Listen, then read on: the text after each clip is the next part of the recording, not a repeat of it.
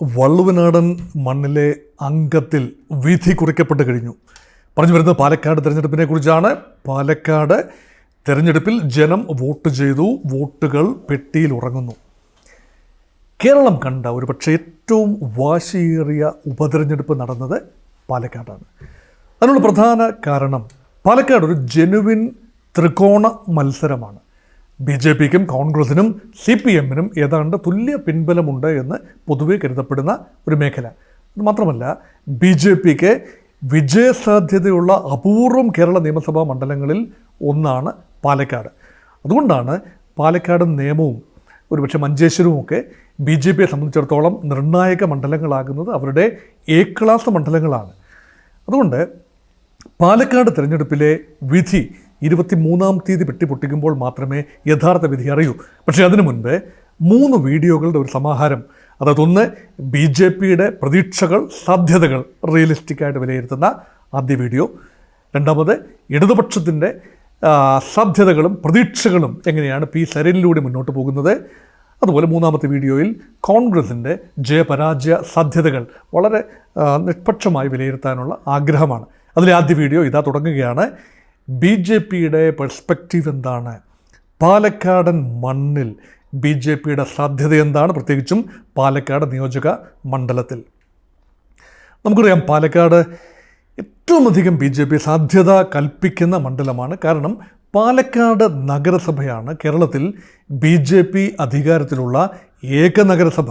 അവിടെ 52 വാർഡുകളിൽ 28 വാർഡ് കൗൺസിലേഴ്സും BJPയുടെയാണ്. അതിലെ ഒരു കൗൺസിലറാണ് BJPയുടെ സ്ഥാനാർത്ഥിയായ ശ്രീകൃഷ്ണകുമാർ.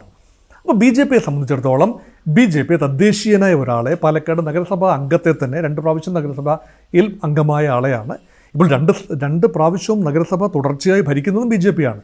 അതുകൊണ്ട് ഏറ്റവും അധികം സാധ്യത BJPക്കുള്ള ഒരു നഗരസഭ എന്ന നിലയിൽ ഈ മണ്ഡലത്തിൻ്റെ, നിയമസഭാ മണ്ഡലത്തിൻ്റെ 60%-ലധികം വോട്ടും നഗരസഭാ മേഖലയിലായതുകൊണ്ട് ഇതിനെ പൊതുവെ ഒരു നഗരമണ്ഡലം എന്ന് വിളിക്കാം.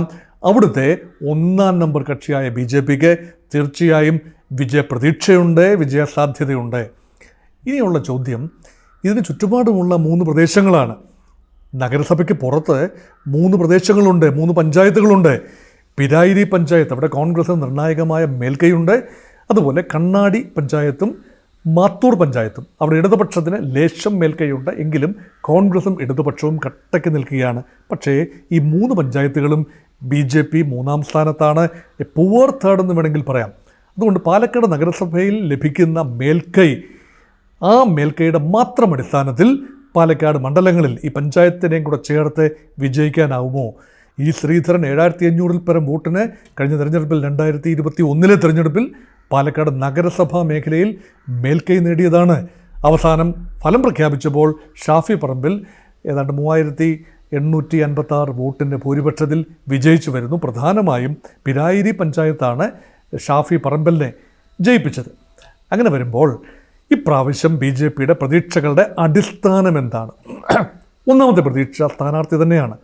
സ്ഥാനാർത്ഥി നിർണയം വലിയ തർക്കങ്ങളൊന്നുമില്ലായിരുന്നു എന്ന് പറഞ്ഞാലും ചില അസ്വസ്ഥതകൾ ഉണ്ടായിരുന്നു എന്നത് സത്യമാണ്.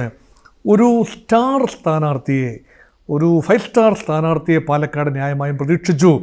അതൊന്നുകിൽ ശോഭാ സുരേന്ദ്രനാവാം, അല്ലെങ്കിൽ സാക്ഷാൽ സംസ്ഥാന പ്രസിഡന്റ് BJPയുടെ K സുരേന്ദ്രൻ തന്നെ ആകാം.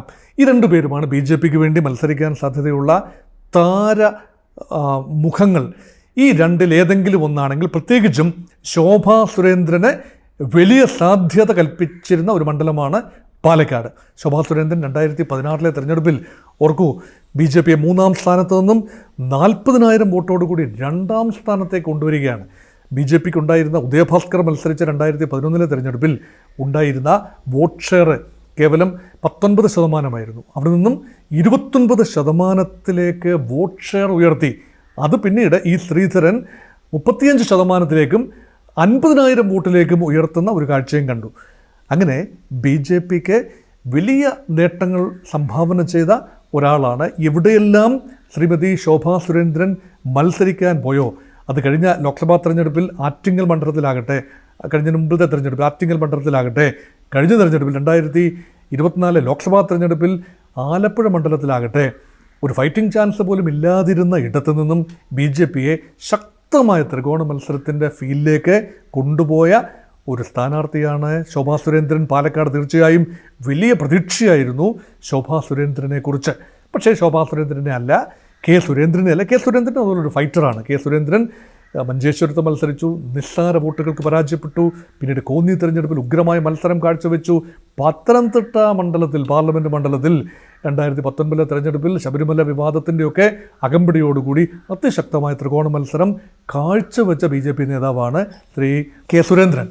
അങ്ങനെ ഈ രണ്ടുപേരെയും മാറ്റി നിർത്തി തദ്ദേശീയനായ ഒരാളെ ശ്രീ കൃഷ്ണകുമാറിനെ കൊണ്ടുവന്നപ്പോൾ ശ്രീ കൃഷ്ണകുമാറിനെതിരെയും ആരോപണങ്ങളുണ്ട്. അദ്ദേഹം വ്യക്തിപരമായ രീതിയിൽ ന്യൂനപക്ഷ സമുദായങ്ങൾക്കുൾപ്പെടെ പൊതുവെ സ്വീകാര്യനായ ഒരു മിതഭാഷിയായ ഒരാളാണ്. അദ്ദേഹത്തിൻ്റെ ഭാര്യയെക്കുറിച്ചൊക്കെ പാർട്ടിക്കുള്ളിൽ ചില വ്യത്യസ്തമായ അഭിപ്രായങ്ങളുണ്ട്. അവരുടെ ഡോമിനേറ്റിംഗ് സ്വഭാവമെല്ലാം തീർച്ചയായും അവിടെ ചർച്ച ചെയ്യപ്പെടുന്നു. അത് പാർട്ടിക്കുള്ളിലെ കാര്യമാണ്. പാർട്ടിക്കുള്ളിൽ അസംതൃപ്തരായ ഒരു വിഭാഗമുണ്ടായിരുന്നു. സന്ദീപ് വാര്യർ ഉൾപ്പെടെയുള്ള ഒരു അസംതൃപ്തരായ വിഭാഗം. ആ വിഭാഗം മാറി നിൽക്കുകയും സന്ദീപ് വാര്യരുടെ ഒരു പുറത്തു പോകൽ ഒരു പൊട്ടിത്തെറിയുടെ ഭാഗമായി സംഭവിച്ചതുമാണ്.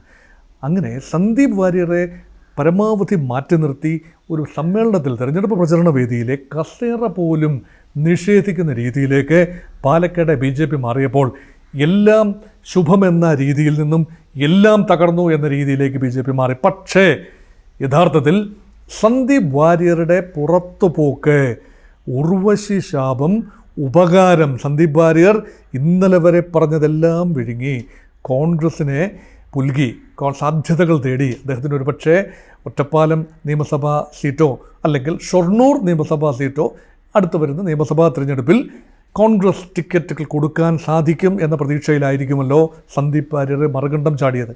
അതൊരു പക്ഷേ BJPക്ക് ഗുണകരമായോ? മന്ദതയിലായിരുന്ന BJPയുടെ തെരഞ്ഞെടുപ്പ് പ്രചാരണ സംവിധാനം കുറച്ചുകൂടി ഊർജ്ജസ്വലമാകുന്ന കാഴ്ച അവസാന ഒരു 48 മണിക്കൂറിൽ കണ്ടു. അതിനുള്ള പ്രധാന കാരണം BJP ഖാദർ കൺസോളിഡേറ്റഡായി.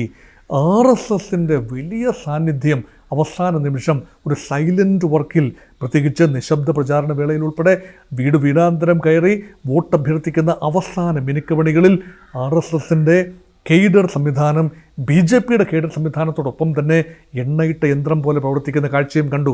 അതുകൊണ്ട് BJPയെ പൂർണ്ണമായി അവിടെ എഴുതി തള്ളാനാവില്ല.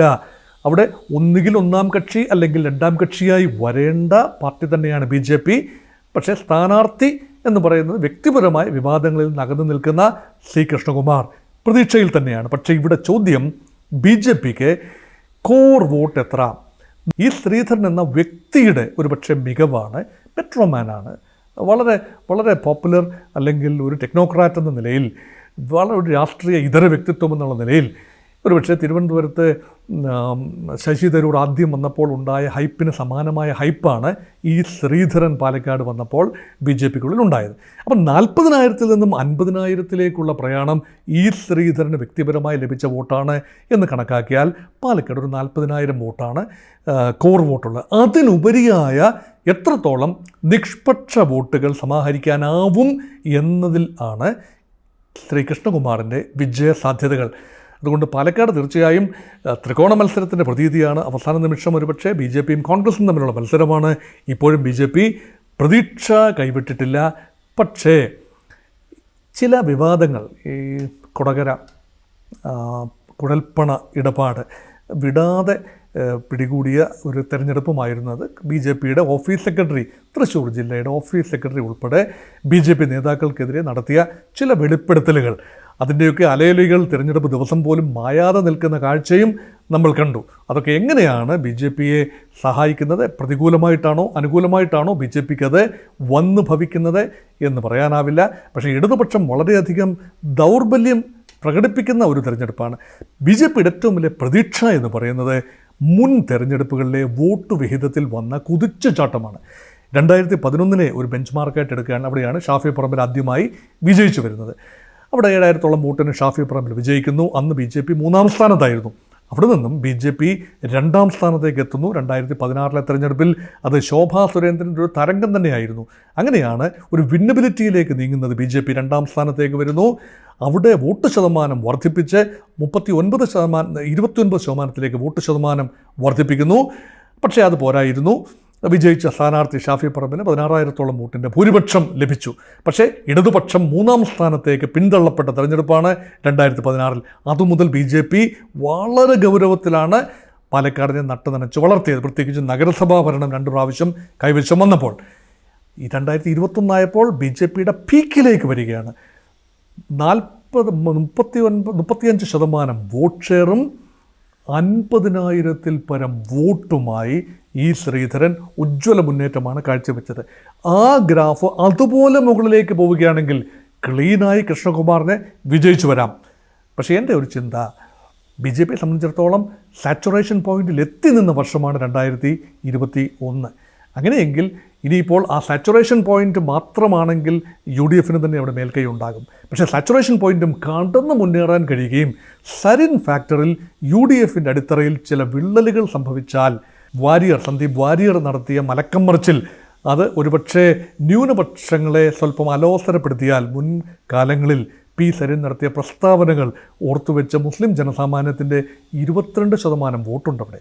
ആ 22% വോട്ടുള്ള മുസ്ലിം ജനസാമാന്യത്തിൻ്റെ പൂർണ്ണ പിന്തുണ ഷാഫി പറമ്പിലിൻ്റെ കഴിഞ്ഞ തെരഞ്ഞെടുപ്പിൽ ലഭിച്ചു. കഴിഞ്ഞ തെരഞ്ഞെടുപ്പിലൊക്കെ ലഭിച്ചു. എന്നാൽ അതിൽ ഒരു ചെറിയ ഭാഗമെങ്കിലും പി സരിനിലേക്ക് പോവുകയാണെങ്കിൽ ഒരുപക്ഷെ BJPക്ക് അവിടെ ഒരു ചെറിയ സാധ്യതയുണ്ട്. അതുമാത്രമല്ല, മുത്താൻ സമുദായം 15,000 വോട്ടുകളുള്ള ഒരു സമുദായമാണ്. സന്ദീപ് വാര്യരുടെ മാതാവ് പ്രതിനിധാനം ചെയ്യുന്ന മുത്താൻ സമുദായം. അത് പാലക്കാട് നഗരസഭാ വാർഡുകളിൽ 6 വാർഡുകളിലെങ്കിലും നിർണായക സാന്നിധ്യമാണ് 15,000 വോട്ടുകളുള്ള മുത്താൻ സമുദായം. മുത്താൻ സമുദായത്തിൻ്റെ പൂർണ്ണ പിന്തുണ മുൻകാലങ്ങളിൽ ഏതാണ്ട് 90% പിന്തുണ BJPക്കായിരുന്നു. ആ പിന്തുണയുടെ ഒരു ചെറിയ ഭാഗമെങ്കിലും അടർന്ന് കോൺഗ്രസിന് അനുകൂലമായി, രാഹുൽ മാങ്കൂട്ടത്തിന് അനുകൂലമായി മാറുകയാണെങ്കിൽ BJPയുടെ സാധ്യതകൾ അവിടെ വീണ്ടും അട്ടിമറിക്കപ്പെടും.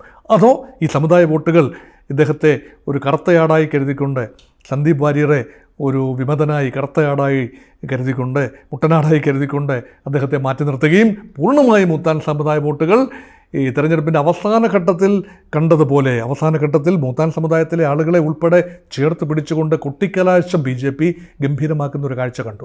അങ്ങനെ സംഭവിക്കുകയാണെങ്കിൽ അവിടെ അഡ്വാൻറ്റേജ് വീണ്ടും കൃഷ്ണകുമാറിന് തന്നെ ആവും. അതുകൊണ്ട് സങ്കീർണമായ ഒരു അവസ്ഥയിലാണ് BJP. പൂർണ്ണമായി പ്രതീക്ഷ കൈവിട്ടിട്ടില്ല. പക്ഷേ അവിടെ ഇഞ്ചോടിഞ്ച് മത്സരം നടക്കാൻ സാധ്യതയുണ്ട്. അങ്ങനെയെങ്കിൽ ലാസ്റ്റ് റൗണ്ടിലെ മത്സരം BJP വേഴ്സസ് കോൺഗ്രസ് എന്നതാകും ഈ വീഡിയോയുടെ ഇതിവൃത്തം. BJPയുടെ പ്രതീക്ഷകളും എന്നാൽ യാഥാർത്ഥ്യവും മാത്രമായിരുന്നു ഈ വീഡിയോയുടെ ഇതിവൃത്തം.